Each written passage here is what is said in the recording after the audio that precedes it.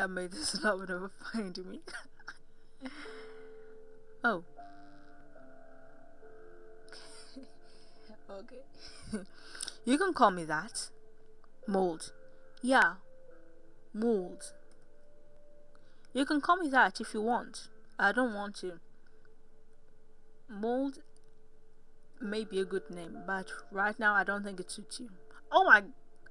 Oh. I just got a jump scare from a different perspective again. He falls to his knees in front of you. The impact didn't make a sound of bones hitting the floor, but rather a muffled sound like a sack of dirt. I think it's a creature, not human creature. He clutches the hem of your shirt as if pleading. Please, don't go. I beg you, sir, don't go.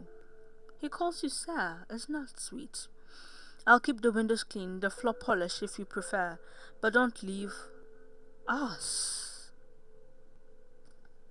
Who is us? Oh my great God. Us?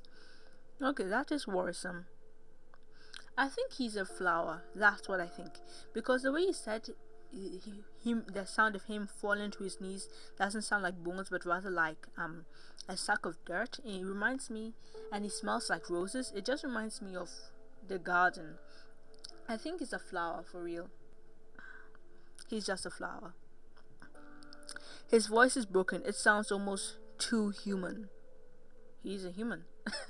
Seeing that creature kneeling at your feet fills you with revulsion and an involuntary pity. Okay, this character is not at all like me because it does not fill me with revulsion or pity or anything of the sort. I'm like, oh, hello there. Can we be friends? Also, I don't like being trapped in places because I have something that is not exactly a fear of enclosed places, but a fear of being trapped in one place. I like freedom. So can you also open the door so I can just go out and move around the house? I promise I won't leave. Pinky promise. That's what I'd do if I was in that situation. Because he doesn't look like he's going to harm me, right? And he probably isn't going to eat me. Probably. Okay. He's completely crazy. If I try to run, he'll chase me. Or worse, he might freak out. If I stay, I can find the keys or get him to hand them over. Okay. You look at Mold. His hands were trembling while holding your shirt. Bro, I think this person is kind of rude. I mean, this guy is obviously in trouble. He's like, this Mold is obviously like, he's lonely. And he's actually normal, a normal person. He just wants a friend. Why are you being so revulsed by him? I mean, the apple revulsion was totally necessary because when someone's already eating your apple and someone you don't know,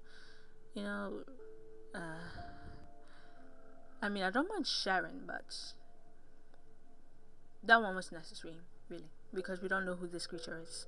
Okay, saliva goes down dry in your throat. Right, I won't leave, but give me space. Mold lifts his face. He immediately lets go of your clothes and crawls backwards. I think he's a fine person. We needn't... Do we really have to worry about him? Yes, space. Even while obeying, his eyes seem attractive. Okay, so you're both attracted and revulsed to him? What kind of character is this? Fixed on you, noticing every movement. He obeyed. At least he seems to understand commands. How is it like we naturally understand that this guy is not human? The moment we see him, we are like, no, this guy ain't human. Even though he looks human, sorta. If I can keep him occupied, maybe I can have space to look for the keys. I'm going downstairs. I need water. Actually, I need water too. Good thing my water bottle is beside me. He stays in place, only giving a brief nod. You know you should keep him close. Have you heard of keep your friends close and your enemies closer?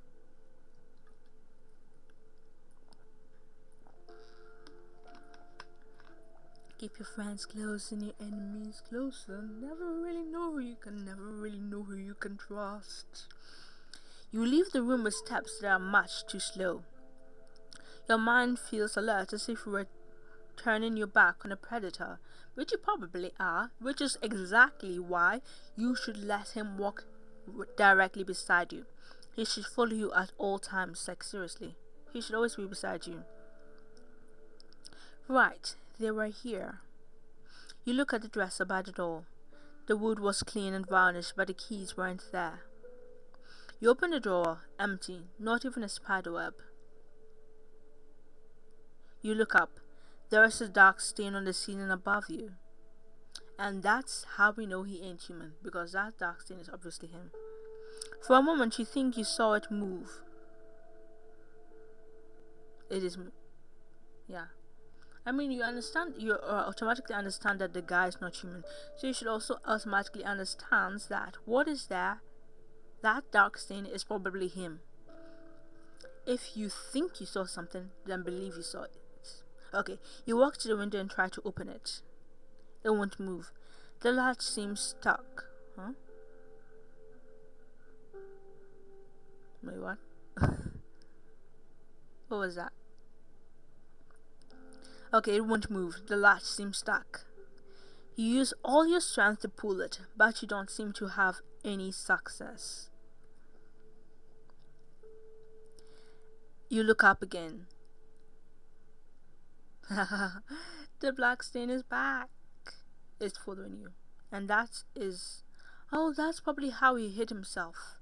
Yeah, that's probably it. Because, how was he able to, walk right beside us and clean the entire place without us noticing? The same stain. It was as if it were following you, because it was. You let go of the latch. Your fingers ache from the effort.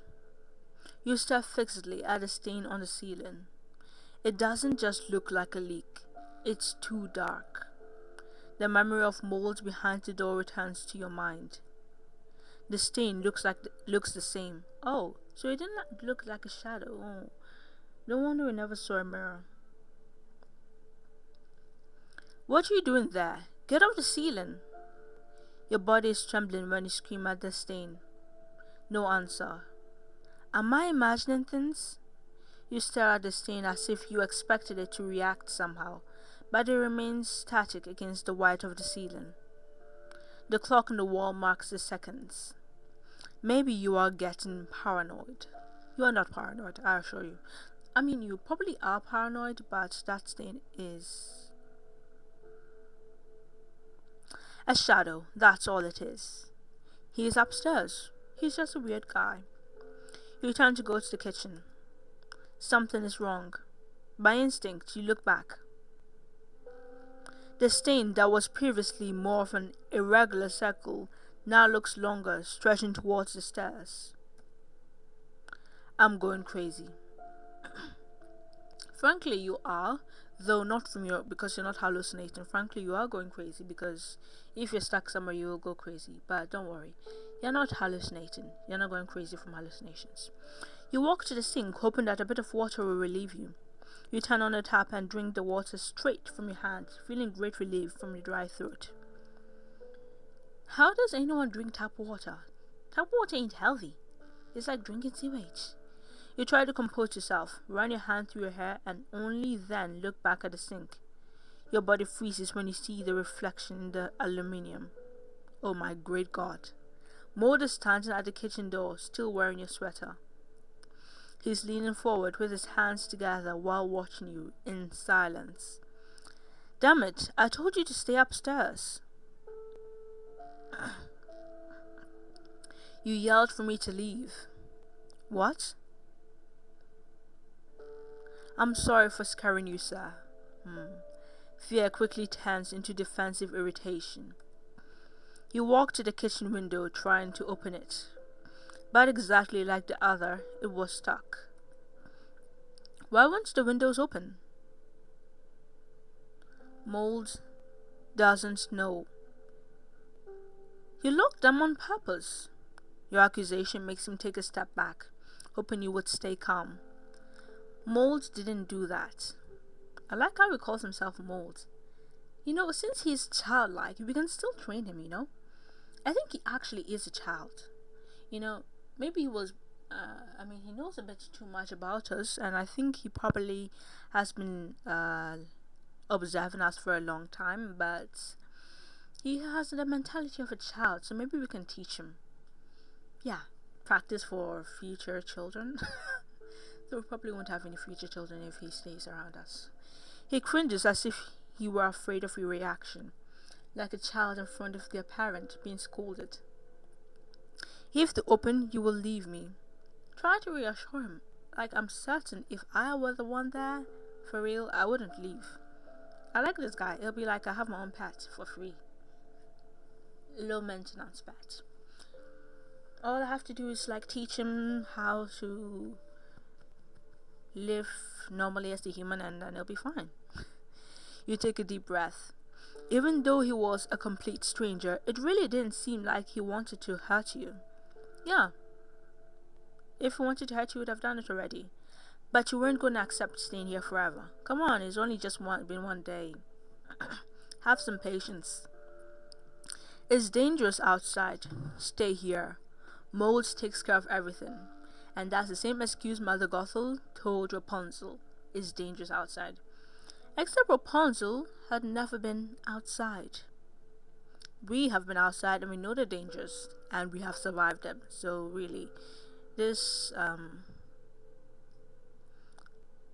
explanation falls on deaf ears. Now he speaks of himself in the third person like a child, but acts like a jailer. I need to stay calm and everything will be fine. Yeah, I agree. Always stay calm, especially in the worst situations. Look, Mold, I'm hungry. I haven't done any shopping, but I bought some things in my suitcase. His eyes seem to brighten for a moment. His hunched posture vanishes as he takes on a more animated stance. Yes, food. Mold puts it all away. Oh my god, such a cute... No, this is cute. I mean, it was scary when I didn't know him, but this is cute. There's nothing to be afraid of. This is so cute, adorable. He'll be like a little brother, though he's a bit taller than me.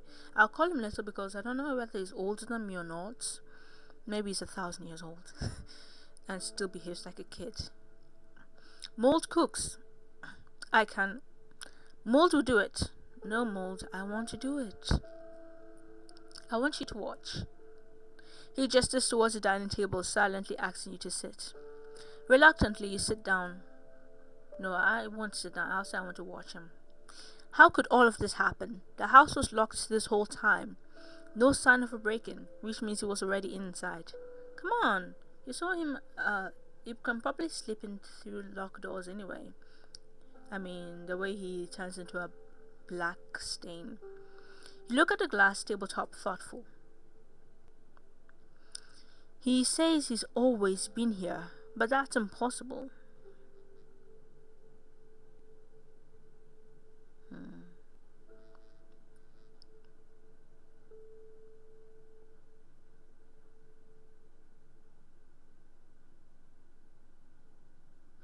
You turn your head to look at Mold.